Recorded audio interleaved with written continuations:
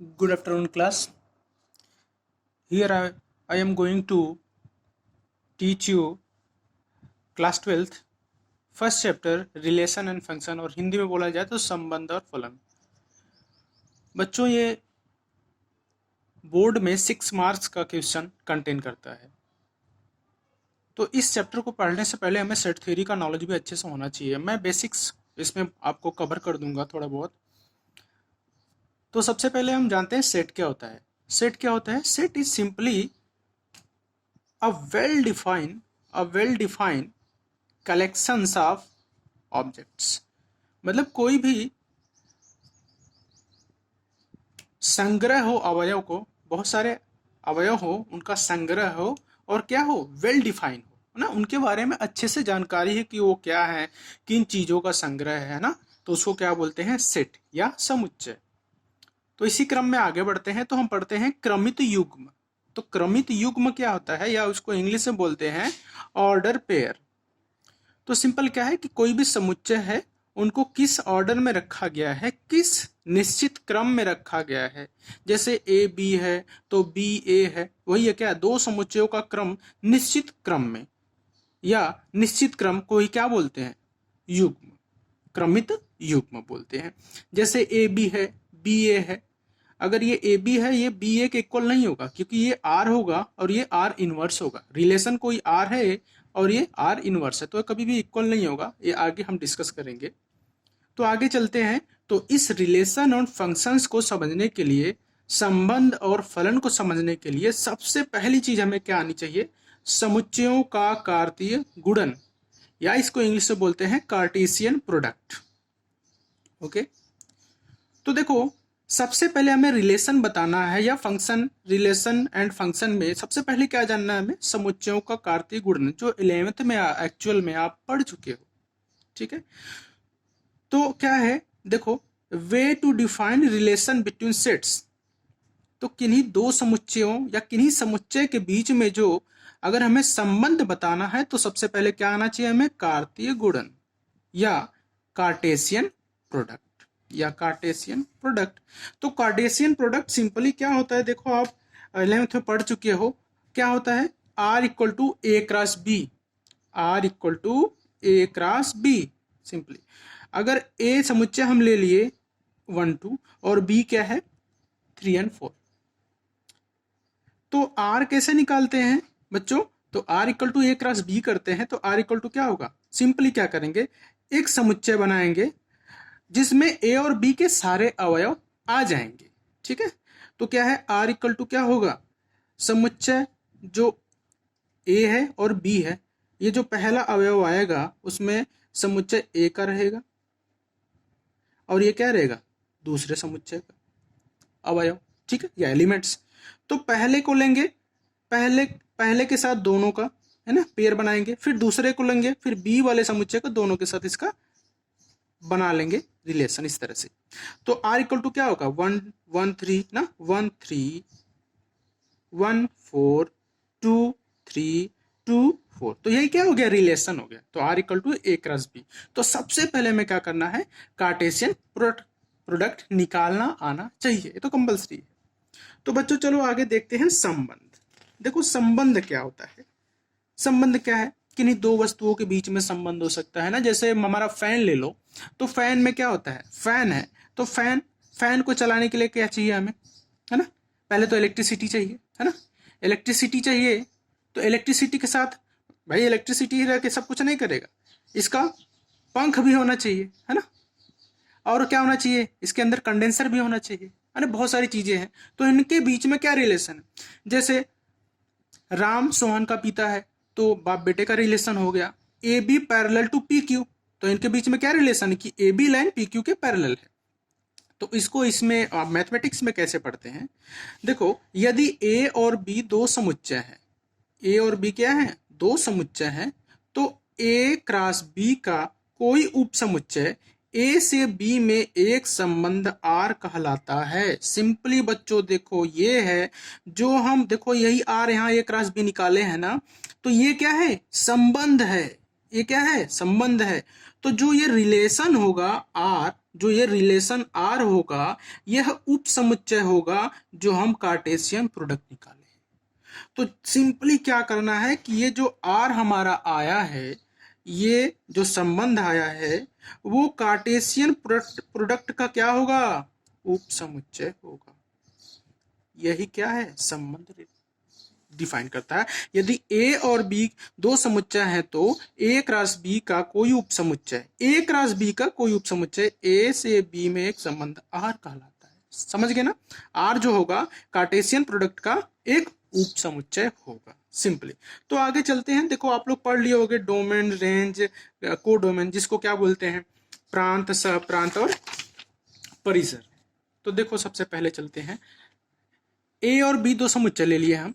ए में क्या है, ए बी सी डी, और बी में क्या है 1 2 3 4। देखो ए 3 से रिलेटेड है, सी 2 से, बी 1 से, और इनका रिलेशन, डी का रिलेशन और 4 का रिलेशन किसी से नहीं है।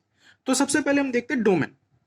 तो डोमेन क्या होगा, जिसको प्रांत बोलते हैं। तो डोमेन ए के सभी अवयव को ही क्या बोलेंगे, डोमेन बोलेंगे। इजिली, बहुत इजी है, इजिली समझते चलो आप लोग, बहुत आसान है, ठीक है। तो डोमेन है ये। तो डोमेन में क्या है, देखो ए के सभी अवयव, ए बी सी डी, या इसको मैथमेटिकल टर्म्स में लिखा जाए तो x, x such that x belongs to A. तो जो यक्स से अवयव बिलोंग्स टू किसके है, ए के, और x y belongs to R. तो यक्स वाई जो भी नंबर आएगा वो क्या होगा, क्या होगा, एक रियल नंबर होगा, ठीक है, एक रियल नंबर होगा, ठीक है। और कोडोमेन क्या होगा, बी के सभी अवयव, है ना, बी के सभी अवयव क्या होगा, ये है 1 2 3 4। और परिसर क्या होगा, रेंज, मीन्स इनका परिसर कितना है, कितना बड़ा इनका परिसर है।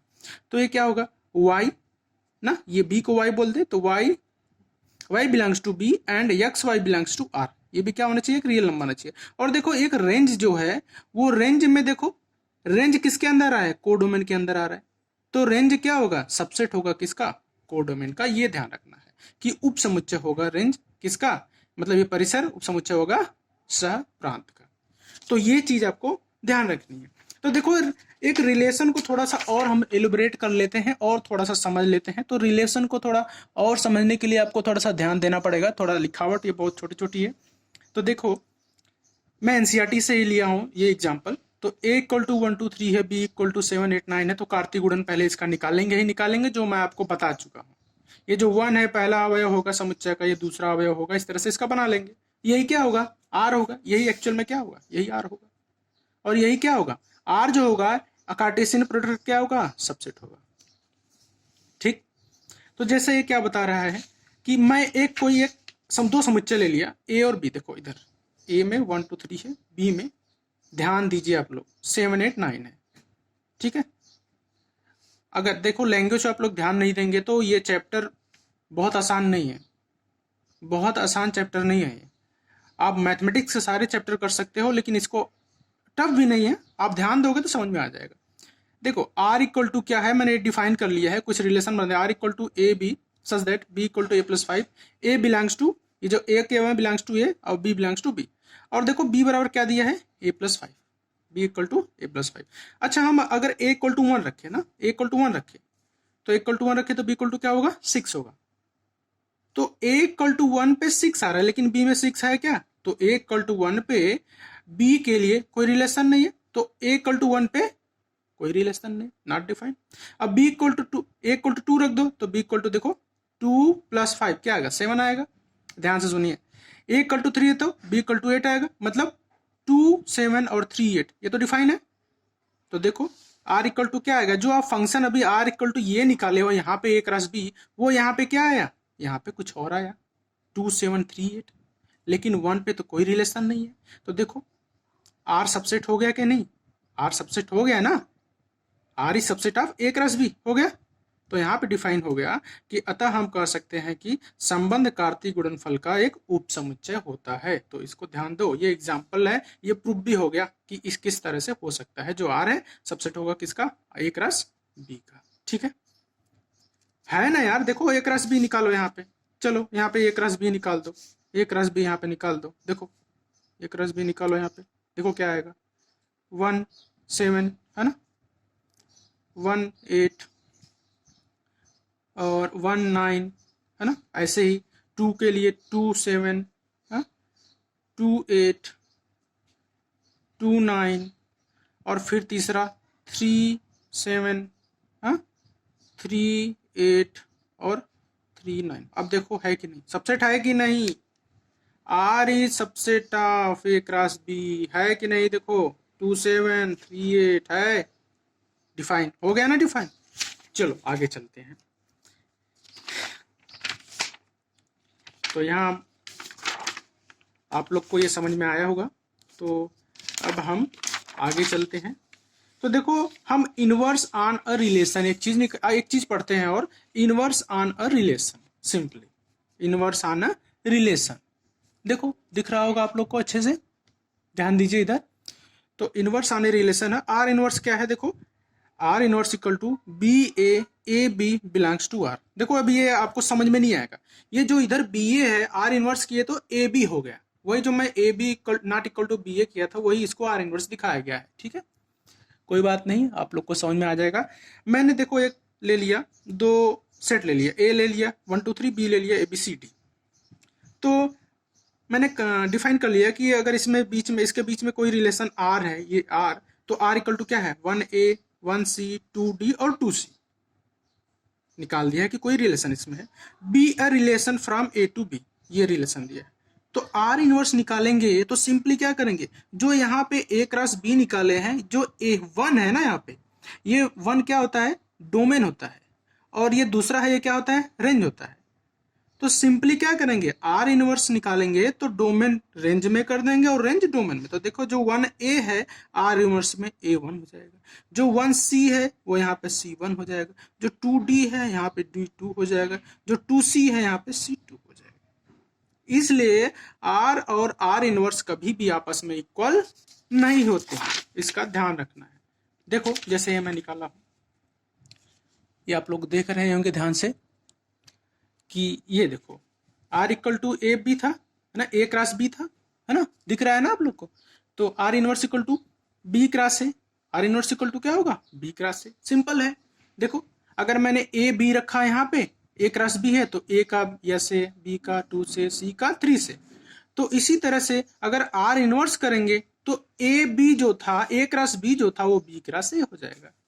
या सिंपली क्या करना है, अगर इसको बी क्रॉस ए नहीं रखना है तो सिंपल क्या कर दो आप, ए यहीं पे बनाओ, है ना, ए यहीं पे बनाओ और बी यहीं पे बनाओ, ठीक है। ए बी सी रख दो, 1 2 3 रख दो, बस इनका रिलेशन इससे इससे कर दो, ये भी हो गया आर इनवर्स। अंडरस्टूड। तो वाइड और इम्पटी रिलेशन, चलो उससे पहले हम एक चीज और पढ़ लेते हैं जो हमें बहुत जरूरी है, ठीक है। रिलेशन ऑन अ सेट ना, रिलेशन ऑन अ सेट, ध्यान रखो इसका मतलब क्या है, अपने पर अपने का ही संबंध, मतलब आप ही हो, आपका आपसे क्या संबंध है, ठीक है। तो ये क्या हो गया, relation on a set. Simple देखो हम क्या करते हैं कि हम एक समुच्चय ए ले लेते हैं और वो क्या है, नॉन इम्पटी सेट, मतलब कोई समुच्चय ले लिया ए, वो क्या है, नॉन इम्पटी। देखो ए क्या है, 1 और 2 एलिमेंट है ना इसमें, तो 1 और 2 एलिमेंट है। तो एक मैं ए समुच्चय ले ले जो नॉन इम्पटी है, मतलब इसमें अवयव है। Then a relation from A to itself, मतलब ए का ए से ही रिलेशन क्या है, that is a subset, subset, a subset of A cross A is called relation on a set A. मतलब एक हम ले लिए क्या, एक समुच्चय ले लिए ए, है ना, ठीक है, वो खुद का ही, अगर ए क्रॉस ए निकालेंगे तो क्या होगा, खुद का ही एक उप समुच्चय होगा, ठीक है। समझ में आया आपको कि अपने से अपने का ही संबंध। A B A non empty set, a relation from A to itself that is subset of A cross A is called a relation on A. मतलब ए क्रॉस ए जो होगा सबसेट, देख लो इधर ए है और ये है ना, तो ए क्रॉस ए निकालेंगे तो ये आएगा, आएगा ना, आएगा कि नहीं, नहीं समझ में आया कि समझ में आ गया। तो देखो ए है कि नहीं, इसका सबसेट है, यही बता रहे हैं कि ए क्रॉस ए निकालेंगे तो खुद का ही ए क्या होगा, सबसेट हो जाएगा, ठीक है। लेकिन हम अगर ए एक इम्पटी ले लिए, है ना, इम्पटी सेट ले लिए तो बात बनेगी क्या, एक क्रॉस ए निकालेंगे तो फाई आएगा, कोई एलिमेंट ही नहीं है। तो इसलिए जब इम्पटी सेट रहेगा तो इसमें कोई रिलेशन ही नहीं होगा, मतलब कोई ना कोई सेट के अंदर वैल्यू रहनी चाहिए। मीन्स कोई भी सेट खुद का ही संबंध बताना है तो उसको क्या होना चाहिए, नॉन एम्प्टी सेट। ये देखो एक नंबर में ऑब्जेक्टिव भी आ जा सकता है, इसको ध्यान रखो आप लोग, ठीक है। चलो तो आगे चलते हैं कि टाइप्स ऑफ रिलेशन, है ना, टाइप्स ऑफ रिलेशन क्या क्या है। तो इसको कुछ पढ़ लेते हैं, फिर नेक्स्ट पढ़ेंगे। तो पहले इसको पढ़ लेते हैं। देखो पहला क्या है, वाइड रिलेशन, जिसको रिक्त संबंध बोलते हैं, हिंदी में रिक्त संबंध, ठीक है, रिक्त संबंध। तो देखो इसमें क्या होगा, या इसको बोलते हैं इम्पटी रिलेशन। देखो सिंपल, बहुत ध्यान से सुनना आप लोग अगर थोड़ा भी लापरवाही करेंगे ना तो स्किप हो जाएगा और बिल्कुल समझ में नहीं आएगा। देखो इस वीडियो को आप लोग पहली बार देखोगे तो आप लोग को थोड़ा समझ में नहीं आएगा, क्योंकि फर्स्ट टाइम किसी भी टीचर से आप ऑनलाइन पढ़ोगे तो थोड़ा सा टाइम लगेगा आपको। तो इसलिए एक दो बार इसको रोक रोक के देखो, 2 बार 3 बार देखो तो आपको समझ में आ जाएगा।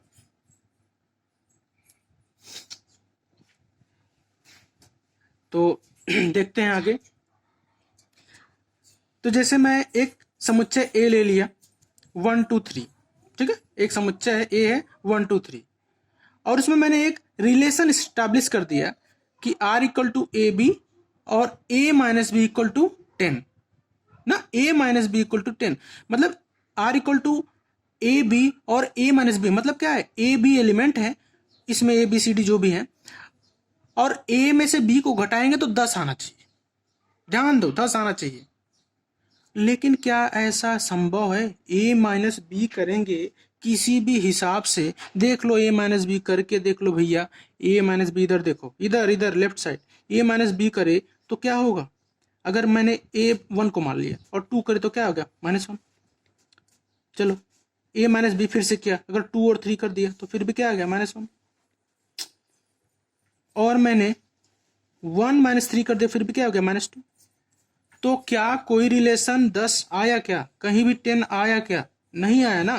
तो जब ये रिलेशन सही नहीं है तो ये जो रिलेशन आर आएगा, जो ये सेट आएगा, इसको क्या बोलेंगे, वाइड इम्पटी या वाइड रिलेशन या इम्पटी रिलेशन या रिक्त संबंध, मतलब वही है। कैन दिस डिफाइन तो नहीं हो सकता ना, नहीं डिफाइन हो सकता, तो क्या बोलेंगे, not so relation so that the empty relation. तो कोई रिलेशन अगर नहीं शो हो पाता है इस दिए गए सवाल से तो इसको क्या बोलेंगे, इम्पटी रिलेशन। देखो डायरेक्ट सवाल आ जाएगा 2 नंबर का, आपको इसको ध्यान रखना है। तो जो ये आर दिया है ये क्या होगा, is a wide relation here, okay. तो ये क्या होगा, वाइड रिलेशन, इसके अंदर कोई अवयव नहीं है। तो देखो इसको सिंपली मैथमेटिकली टर्म में कैसे लिखते हैं, R equal to 5 is subset of A cross A if A क्या है, रिक्त समुच्चय। अगर ए एक रिक्त समुच्चय है, मतलब इसके अंदर कोई अवयव नहीं आया, तो आर इक्वल टू क्या होगा, 5। ए क्रॉस ए में फिर क्या आएगा, 5 आ गया, ठीक है। ए क्रॉस ए में भी क्या आएगा, 5 पहले ही देखे थे ना, फिर खुद का ही खुद पे समुच्चय आप देखे थे, अगर इम्पटी रहेगा तो 5 होगा वहां पे, ठीक है। तो ये समझ गया ना आप, 1 2 बार आप लोग फिर से वीडियो देखोगे तो समझ में आ जाएगा आपको। चलो आगे पढ़ते हैं, यूनिवर्सल रिलेशन, जिसको क्या बोलते हैं, सार्वत्रिक संबंध, ठीक है, सार्वत्रिक संबंध। अगर मैंने एक सेट ए ले लिया 1 2 3, वही ले लेता हूं, और कंसीडर क्या किया, यहां पे आर एक रिलेशन लिख दिया, a B such that a minus b less than 10, और दूसरा ले लिया a B such that a b less than a plus B less than 10। तो देखो कोई भी देख लो, कोई भी रख लो इस पे, देखो ए माइनस बी करो, 1 - 2 करो, -1 आ रहा है कि नहीं, आ रहा है ना। और 2 - 3 कर लो, फिर भी क्या हो रहा है, -1 आ रहा है। 1 - 3 कर लो, क्या आ रहा है, -2 आ रहा है। तो हर बार लेस देन क्या हो रहा है, लेस देन 10 आ रहा है।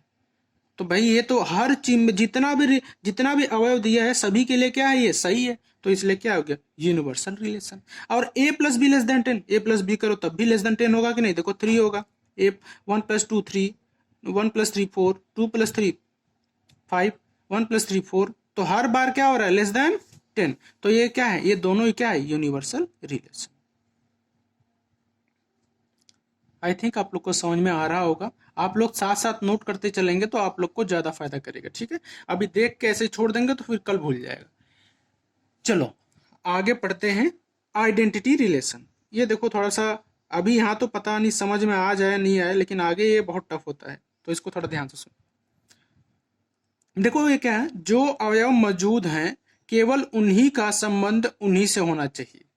देखो ये थोड़ा सा आप लोग को अटपटा सा लगा होगा कि जैसे मैंने अवयव ले लिया 1 2 3 ना, देखो आई थिंक ये मैंने एग्जांपल लिया है कि ये 1 2 3 है, ठीक है, 1 2 3 है। और आइए निकालेंगे तो एक का ही एक से संबंध, दो का ही दो से संबंध, तीन का ही तीन से संबंध, ठीक है। एक का एक से संबंध, दो का दो से संबंध, तीन का तीन से संबंध, इसको ही क्या बोलेंगे, आइडेंटिटी रिलेशन, तस्तमक संबंध, आई थिंक जिसको बोलते हैं तस्तमक संबंध, तो उसको क्या बोलेंगे, आइडेंटिटी रिलेशन। मतलब खुद का ही खुद से संबंध, जैसे 1 2 3 है तो 1 का ही 1 से संबंध, 2 का ही 2 से संबंध, 3 का ही 3 से संबंध, इसी को क्या बोलते हैं, आइडेंटिटी रिलेशन या तस्तमक संबंध। तो देखो अगर मैं एक रिलेशन और निकाल लिया, अगर 1 1 आ गया, 2 2 आ गया, लेकिन अवयव क्या है 1 2 3 है, तो 3 3 तो आया नहीं यहाँ पे, तो इसलिए क्या हो जाएगा, ये तस्तमक संबंध नहीं होगा। जैसे मैंने यहाँ लिख दिया 1 1 2 2 3 3, एक संबंध एक से तीन भी बता दिया, एक से तीन भी बता दिया, तो भैया ये भी नहीं होगा। मतलब खुद का ही खुद से संबंध होना चाहिए, अदरवाइज किसी से नहीं होना चाहिए, तब उसको क्या बोलेंगे, तस्तमक संबंध। इसको देखो रिप्रेजेंट करते हैं मैथमेटिकली टर्म से, x y belongs to R, for R every value of x y belongs to A such that equal to x equal to y. देखो एक्स इक्वल टू क्या है, एक्स की वैल्यू वाई के बराबर है, देखो 1 1 2 2 3 3 बराबर है कि नहीं, तो ये x equal to y, x y belongs to A, है ना। जो एक्स वाई वैल्यू है वो ए का ही है ना, ए का ही है, और क्या है, equal to x equal to y. देखो 1 x equal to y, 1 equal to 1, 2 equal to 2, 3 equal to 3, तो ये भैया आपका आइडेंटिटी रिलेशन। तो आपके टाइप्स ऑफ रिलेशन खत्म हुए हैं। अब नेक्स्ट वीडियो में आपको आगे पढ़ाया जाएगा, ठीक है। Thank you.